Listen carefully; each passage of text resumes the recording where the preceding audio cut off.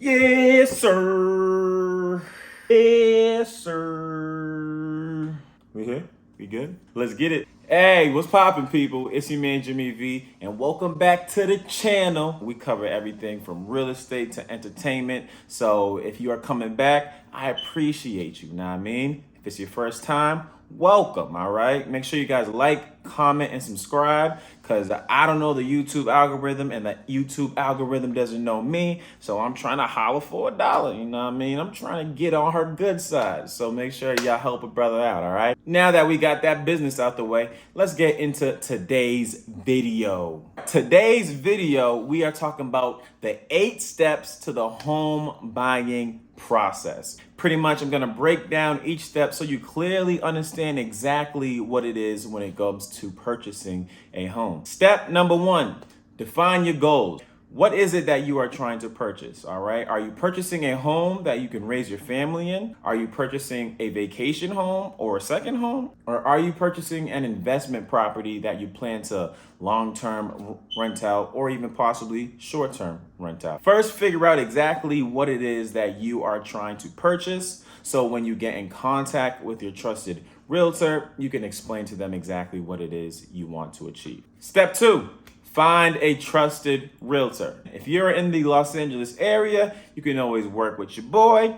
Whatever market you're trying to get into, always look up a trusted realtor, whether that's through Google, Instagram. Maybe speak with your friends and family to see anybody that recently closed on a home and ask them who their realtor was. Obviously, get their feedback if they were good, and then reach out to them explaining what it is that you are trying to achieve. I always recommend to find a realtor that is of your tribe. Okay, maybe you guys speak the same language in terms of, energy wise, working wise. Once you find that person, you can get started and move on to the next step. Step 3, plan and strategize. You're gonna sit down with your realtor to discuss the best methods and ways to go about purchasing this home. If you're gonna be looking for a fixer property and you're trying to find a deal, you might look for a property that's been on the market for more than 14 days or 21 days. If you're looking for a new construction, maybe you're looking for a subdivision that hasn't been built yet and you can purchase the land before any type of construction. Sit down with your realtor to figure out the best way to go about purchasing your next home. Step 4, get pre-approved. You're gonna speak with your lender, give them the proper documents. They are gonna go over everything and tell you how much your purchase power is so you can get your next home. Step 5, and this is where the fun starts to happen. We get to go look for properties. We know how much we can actually afford. Now we're gonna go look at the locations that you ultimately want to be in and see what properties are on the market. If you've got a good realtor, they might even have some off-market properties available within their sphere of influence as well that might be available to you. You're gonna go look for properties and see what properties have the needs that you want, but also the wants, right? In a perfect world, it'd be a property that has both. Now, on average, it takes about looking at 5 to 10 properties to find the actual property that you are gonna make that offer on. After looking up on Google, it said specifically, this report was from 2022, it said 8 properties. You could visit the first property and fall in love with that property and say, okay, I wanna put in an offer, and then boom, you found that property, right? Other people view a few different properties and then maybe, property 6, 7, 8, they ultimately say, okay, I want to put an offer on this property. Next step, negotiating the offer.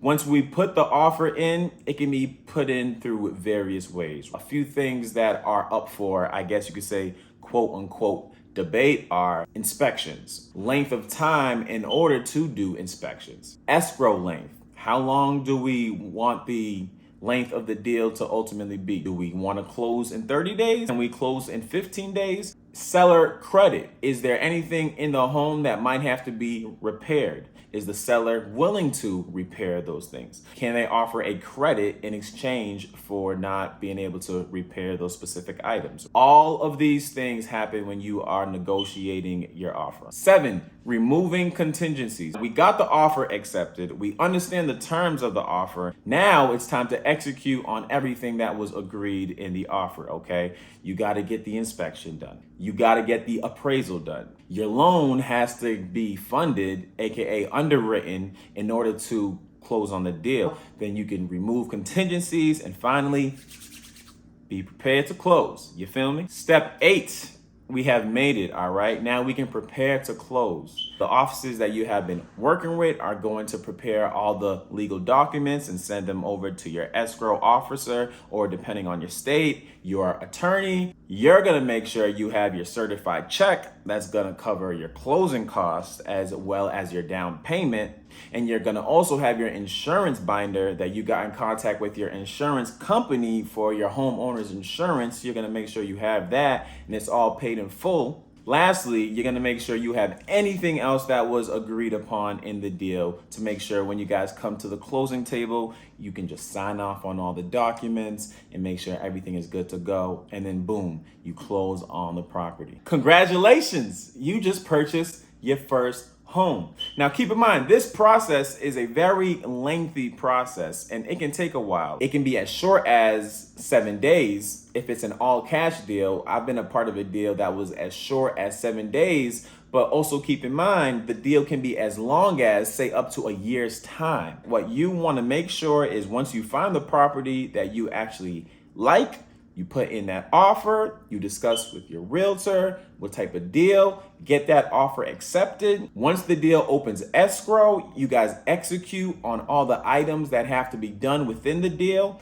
Make sure everything is all set on your side in terms of closing the deal and funding. Go to the closing table, sign off, and then boom, the property is now yours. Now, if you hung around, I have one extra item for you. Step 9 is moving. Now that you close on the property, you got to prepare to move. There's 3 things that I always like to make sure I let all my clients know. Number 1, make sure you start your change of address forms. It's as simple as getting in contact with your postal service. Let them know that you're obviously moving. They'll give you the proper documents to fill out, and it's just that simple. You can also do it online as well. 2, moving company. Get a trusted moving company that you want to work with. Explain to them exactly what's going on. Make sure they document all the processes that they go through. So if you find any broken plates or anything that just wasn't in its original condition, you know who to refer to at the end of the day. Lastly, cleaners. If you didn't negotiate it in your deal, the property you're about to move in, you want to make sure it's clean. So I always recommend hiring a cleaning company to go do a nice deep clean. As you arrive there, it's in the best shape to move in as it can be. Once again, thank you guys for sticking around. I hope you guys learned something. This has been the 8 steps to the home buying process. If there are any realtors watching, please comment below your thoughts, anything that I missed out. I'm always open to hearing. And if there are any buyers out there that have questions about the whole process, leave a comment. I'll be glad to answer those. In the meantime, in between time, you do your thing. I'll do mine. It's your man, Jimmy V.